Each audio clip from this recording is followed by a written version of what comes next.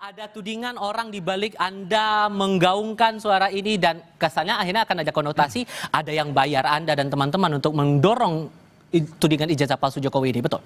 Ngaco dan kalau dalam bahasa sahabat saya ini terwelu itu adalah terlalu, ya gitu. Sebenarnya ini offset ya, saudara Ade ini offset dan dia harusnya malah justru bisa disanksi atau justru bisa dimarahin ya oleh Jokowi. Karena itu justru menarik lawan yang lebih banyak untuk Jokowi.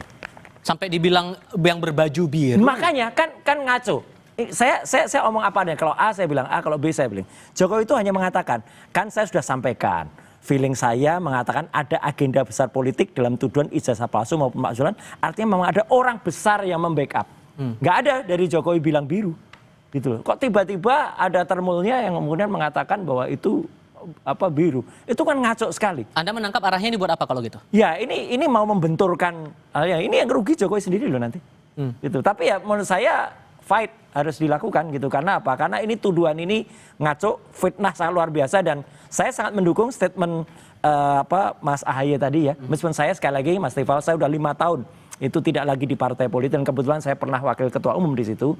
Nggak ada sama sekali tuduhan dan Pak SBY selaku dewan yang ada di Partai Demokrat itu pasti tidak mungkin melakukan itu karena Pak SBY adalah orang yang sangat negarawan, beda jauh sama yang mengatakan sebelumnya tadi orang besar. Oke, Bang Sylvester, saya paham bahwa Anda kemarin sudah menjelaskan juga kepada rekan saya di Kompas Petang waktu itu masalah tudingan yang berbaju biru itu menjadi orang di balik tudingan-tudingan semacam ini. Gitu. Kalau kemudian ada diksi semacam ini, kemudian Demokrat sudah bilang bahwa itu fitnah, so yang mana yang benar kalau gitu nih? Biarkan masyarakat yang menilai, masyarakat pasti pintar. Memang Pak Jokowi hanya mengatakan ada orang besar. Ya. Dan pastinya ini kan bukan hanya masalah ijazah palsu ya, ada isu kayak kemarin matahari kembar, terus ada isu pemaksulan. Bahkan yang dari awal itu, yang saya bicara dari awal itu isu Indonesia gelap. Itu udah berapa bulan lalu lah saya bicara. Dan apa yang saya bicarakan sih sama persis yang dikatakan Pak Prabowo ya. Jadi Pak Prabowo juga mengatakan terakhir ya kan bahwa isu Indonesia gelap itu diayain gitu loh. Dan memang itu fix, kenapa? Sudah ada aliran dana dan sudah ada tersangka yang udah ditahan di Kejaksaan Agung ya kan. Nah, kalau yang isu-isu ini ya kalau kita melihat memang pastinya ini kembali lagi ada yang memanfaatkannya secara politik. Mungkin Mas Roy mengatakan bahwa saya nggak dibayar, terus saya ada kebenaran. Pasti, Mas. Ini kan makanya saya mau menguji Anda. Jadi Anda jangan dulu nyaut. Lanjut, Bang. Jadi intinya saya minta sumpah lagi. Mungkin jadi gini, kalau yang berbaju biru itu mungkin saya. Dalangnya ini saya lah. Ini juga baju biru nih. Ya, dia nggak. Jadi intinya bahwa kembali lagi sebenarnya kita ke fokus aja dengan proses hukum yang terjadi sekarang. Tapi gitu kan muncul pertanyaan gini Bang, kalau kemudian mencoba mengadu-adukan Pak Jokowi sementara Pak Jokowi sekarang sudah tidak lagi menjabat sebagai kepala negara dan kepala pemerintahan, Anda menangkapnya sebagai relawan yang nyudut-nyudutinnya buat apa lagi?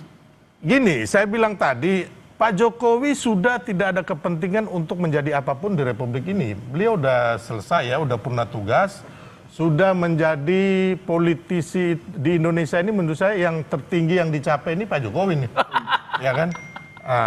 Intinya sudah 2 kali wali kota, gubernur, ya kan, terus presiden 2 kali dan berhasil, terus mengendorse Prabowo Gibran berhasil, ya kan. Nah, jadi intinya tapi kalau ada, ya kan, mantan yang orang kuat dulu ingin anaknya, terus ingin kadernya, ingin orangnya nanti bermain di 2029 atau Prabowo Gibran ini nanti selesai di tengah jalan.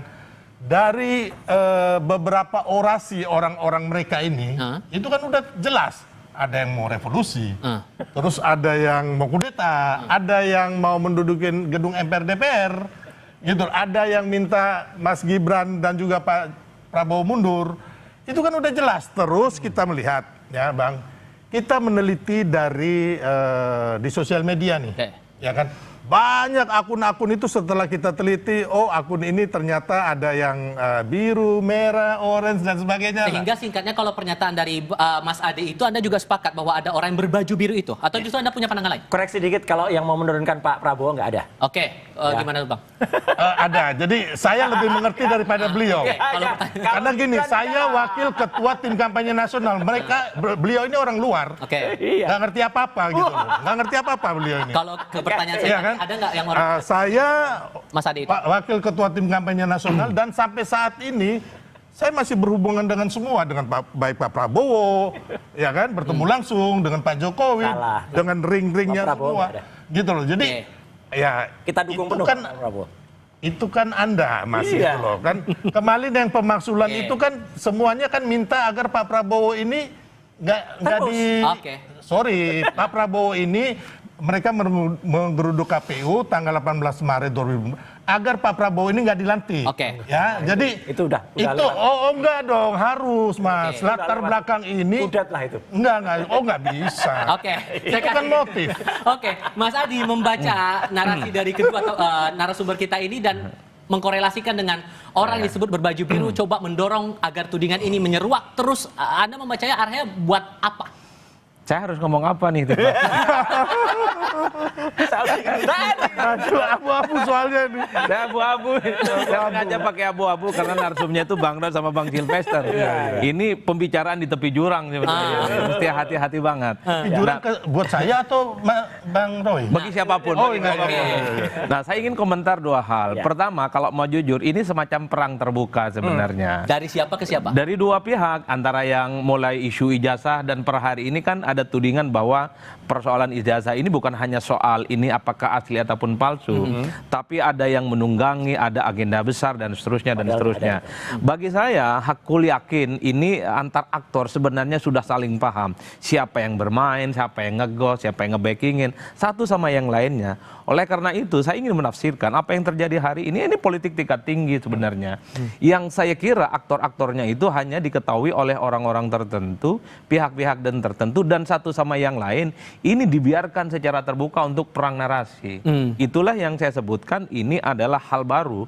Kalau dulu bicara tentang ijazah pasti soal siapa yang asli, siapa yang tidak asli. Siapa yang palsu, kemudian siapa yang nuduh palsu. Ya, itu yang palsu. Per hari ini pergeseran pembicaraan itu soal siapa yang sebenarnya bicara soal ijazah ini bukan lagi soal asli dan tidak asli, tapi sebenarnya ada permainan politik yang kemudian ini dikait-kaitkan dengan bagaimana jalan panjang menuju 2029. Itu yang pertama, Mas. Nah, yang kedua, memang publik secara umum agak repot pada akhirnya. Dulu kan biasanya kalau Pak Jokowi itu kan dihadapkan yang paling utama sama anak banteng. Setelah itu anak abah. Nah, per hari ini anak biru, banyak kali ini kode-kodenya. Arah yang warna biru itu tujuannya buat ke siapa? Kalau mau Anda baca? jujur sebenarnya, kalau ada partai politik yang misalnya nih, ya warnanya itu hijau, bagi orang Madura itu juga biru, Mas. Itu biru muda. Itu biru muda. Jadi bagi orang Madura yang hijau itu bisa jadi biru muda. Nah, apa yang ingin saya maksudkan adalah kalau mau jujur, narasinya per hari ini murni adalah narasi soal politik. Jadi mengklaim sebenarnya siapa yang menjadi aktor-aktor yang dinilai punya desain penting terkait dengan kepentingan-kepentingan politik. Jadi asli ataupun tidak asli itu belakangan sekarang. Dulu mungkin iya. Tapi per hari ini asli, tidak asli ataupun palsu itu nomor 40. Yang paling utama hari ini adalah siapa sebenarnya mastermind, dalang utama yang mencoba untuk memainkan ini. Itu artinya apa? Bahwa gerakan-gerakan terkait dengan ijazah ini bukan gerakan soal untuk mengungkap fakta-fakta yang terkait dengan ijazah, tapi ada yang disebut dengan hidden agenda. Enggak lah. Pemilu 2009. Oke. Kan itu kan narasinya kan. Itu yang saya sebutkan, ada paradigm shift, ada perubahan paradigma orang bicara hari ini. Tentang dalang, tentang warna biru, tentang aktor, tentang kepentingan pilpres. Sesuatu yang sejak 6 bulan, 7 bulan lalu ketika muncul ijazah itu tidak pernah dibicarakan. Termasuk apakah juga ada kode di balik datangnya Presiden Joko Widodo ke reuni Fakultas Kehutanan Universitas Gadjah Mada beberapa waktu lalu. Dan tahan dulu. dan dia Iklan nggak dulu. berani pakai Iklan kaos dulu. biru. Kita jeda sebentar. Kami segera kembali.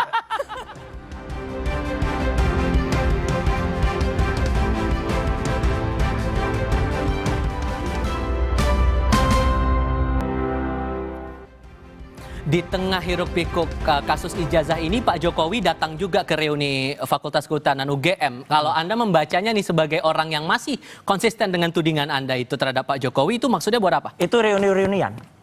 Nggak ada, nggak mengubah sedikit pun ya, 1 milipersen pun nggak mengubah tentang tuduhan ijazah palsu. Dan satu lagi, dia nggak berani pakai kaos warna biru. Harusnya kalau seorang alumni, pakai dong kaos kayak gini. Apalagi itu? Ini Apalagi alumni, itu? alumni Gajah Mada. Bener kalau ini. Padahal sebenarnya dia sebenarnya sudah diuntungkan loh dengan perubahan dari ADART Kagama. Jadi Kagama itu sudah merubah ADART semenjak tahun 2015 di pasal 92 bahwa orang yang disebut alumni itu cukup orang yang pernah terdaftar sebagai mahasiswa. Jadi DO aja, drop out aja, aman dia. Harusnya berani dong pakai kaos biru. Tapi mungkin karena sudah ada tuduhan biru itu, padahal yang nuduh bukan Jokowi, yang nuduh ada termul-termulnya, ya. Lah itulah. Jadi malah kacau. Ini jadi malah kalau dalam kisah pewayangan, geger bumi merdikan, bumi gonjang-ganjing nih gara-gara itu. Jadi rusak malahan. Tapi yang penting ijazah itu clear, itu ada pure ilmiah, tidak ada hubungannya dengan bohir-bohiran, tidak ada hubungannya. Datangnya Pak Jokowi itu tujuannya buat memastikan bahwa ijazah ini asli atau gimana Anda menangkapnya sebagai relawan, Bang Sylvester?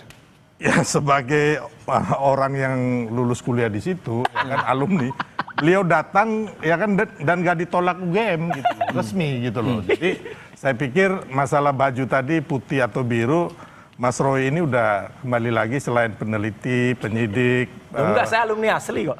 Beliau juga perancang busana, jadi semua diborong Masalah ya. ganti-ganti Pengamat hukum juga semua diborong sama beliau ini. Nah, jadi kembali lagi kalau masalah ijazah ini kembali lagi kalau saya sampai saat ini mohon maaf bahwa saya tidak mempercayai penelitian Mas Roy dan kawan-kawan. Karena apa? Yang diteliti itu hanya digital dan ini nggak bisa dibawa ke pengadilan. Bisa kalau ada aslinya. Ya, jadi memang tidak bisa peneliti dari awal ini ya kan, digital ini nggak bisa. Yang harus diteliti itu yang otentik atau yang original. Ya kan? Original asli atau original palsu. Originalnya nggak pernah keluar. Ya, jadi terus kalau masalah bilang nggak ada pendanaan, mungkin Mas Roy saya yakin nggak. Karena ini orang kaya ya kan, jadi nggak. Tapi kalau ada yang dirawat di rumah sakit di luar negeri, terus yang ke luar negeri, yang ngasih duitnya saya tahu masalahnya. Yang ngomongin siapa nih? Ini ngomongin siapa nih? Saya nggak bisa ngomong orangnya, tapi intinya bahwa jangan dong, ya kan? Jangan dong. Harus berani. Saya nggak mau jadi tersangka juga, Bos. Nggak enak, nggak. Intinya bahwa dalam politik pendanaan itu pasti ada. Kan dana operasional untuk gini. Kita bikin, teman-teman ini kan bikin acara di hotel. Ya kan? Terus di Gedung Juang, ya kan? Terus ke Solo. Siapa pendanaannya gitu loh kan? Intinya kan pasti ada yang membantu Mas Roy, ya kan? Saya nggak ngomong secara halus ada bohirnya, tapi ada yang membantu. Mungkin saya juga membantu loh, jangan salah loh. Karena itu kan teman-teman saya juga. Nggak yang di situ teman-teman saya juga, gitu loh. Anda menangkap ada pesan politik di balik Pak Jokowi datang di tengah hiruk pikuk ini? Ya saya kira sederhana, tentu sebagai upaya untuk mengamputasi persoalan ijazah ya. Karena kalau ada reuni dan kemudian itu kan menegaskan bahwa Pak Jokowi dengan teman-temannya sudah saling berkenalan satu sama yang lain. Apalagi dalam pertemuan itu misalnya Pak Jokowi kan berkelakar begitu banyak tentang KKN, apalagi tentang skripsi dan seterusnya. Dan mempermalukan temannya itu nggak bagus betul. Tentu nggak negarawan betul. Tentu itulah upaya-upaya untuk menghilangkan spekulasi-spekulasi terkait dengan tuduhan ijazah itu. Tapi kan problemnya soal ijazah ini kan tergantung bagaimana iman politik posisinya, Mas Iqbal. Kalau berada di posisinya Bang Roy, apapun yang dilakukan oleh Pak Jokowi pasti salah. Tapi kalau berada di posisinya Bang Sylvester, apapun yang dilakukan oleh Pak Jokowi pastinya benar sebenar-benarnya. Itulah yang saya sebut agak bingung saya pakai baju, pakai abu-abu, cari aman sebenarnya.